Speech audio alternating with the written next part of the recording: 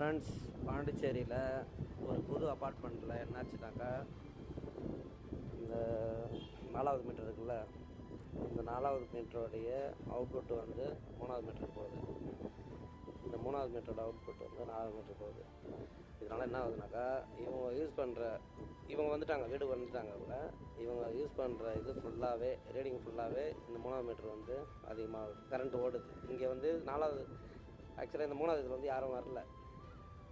அதனால் வராதவங்க பில்லு வந்து இவங்க கட்டுற மாதிரி இருக்குதுன்னு வச்சுங்களேன். இப்போ என்ன பண்ண போகிறோம், லைனை வந்து மாற்ற போகிறோம். 3வது இதில் இருக்கிற இன்புட்டை எடுத்து இதில் தரப்போகிறோம், இதில் இருக்கிற இன்புட்டை எடுத்து இதில் தரப்போகிறோம். அதுபோல் கொடுத்தாக்கா எல்லாம் சரியாயிடும். 4வது இது 4வது வந்துடும், 3வது இது 3வது வந்துடும்.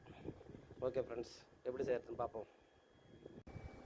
4வது வந்து இன்னொன்று வந்து ஃபியூஸ் போடல,